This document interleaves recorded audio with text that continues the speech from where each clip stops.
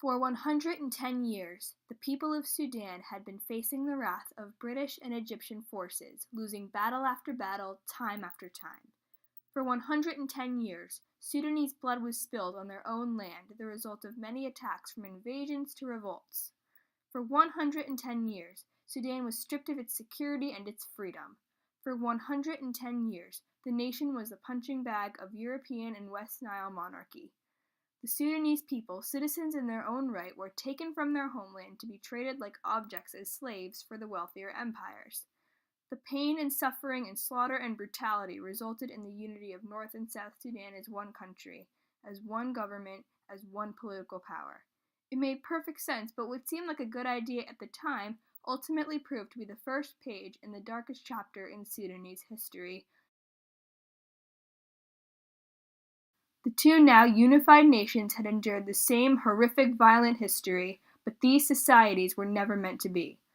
What unthinkably upsetting events could possibly have been caused by something so simple? More fighting, and more than ever before. Year after year after year after year after year, for 21 years, these countries fought in a brutal civil war. 2 million citizens lost their lives. 4 million lost their homes, their families, their communities. It was only in 2005 that the warring nations signed a peace treaty, calling a truce to the long and awful war. But then, in 2011, a referendum was held, its purpose being to determine whether or not the two conflicting nations should remain united or if they should separate. The people voted for secession. So on July 9, 2011, the larger Sudan ceased to exist and South Sudan was born. However, despite their new freedom, South Sudan faced struggles that to American citizens is otherworldly. South Sudanese women walk 8 hours each day across miles of scorching desert to get water for their families. They make several trips a day with virtually no time to rest in between. And what do they take back? A scarce amount of water. A scarce amount of dirty, contaminated, and likely diseased water filled with mud and bacteria. For us, it seems disgusting. For them, it's a necessity. Each American uses about 80 to 100 gallons of water a day between drinking, washing hands, flushing toilets, and a number of other things that we consider a part of everyday life. The Sudanese make do with just 2 gallons. All this water we are wasting so senselessly, people just a couple thousand miles away severely lack and are dying as a result. We think of it as just a part of our normal lives, being able to wash your hands, flush the toilet, go swimming, or take showers, and even being able to get a glass of water when you're thirsty is a luxury. But thousands of people have no access to almost any water at all, and the water they do have can be deadly. So what are you supposed to do? Ship a gallon of water halfway across the world? No, that wouldn't help, mainly because while it would be of use for a little while, that gallon of water would quickly run out.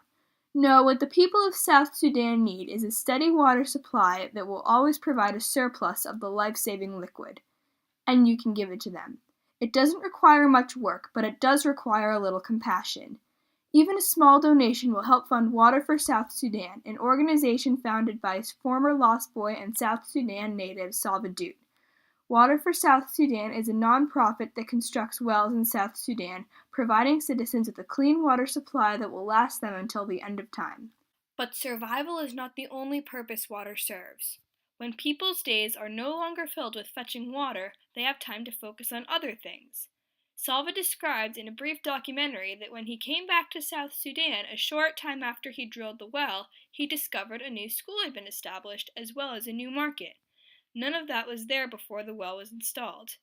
So when people can devote their time to other things, great things can happen.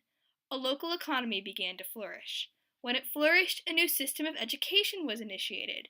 As a result of this initiation, children can now receive an education and learn how to move up in the world, how to make a difference. These differences allow communities to become more financially advanced when put into the hands of the new generation. The new generation will now be able to innovate and create more than ever before. And with these new innovations, the country of South Sudan makes progress.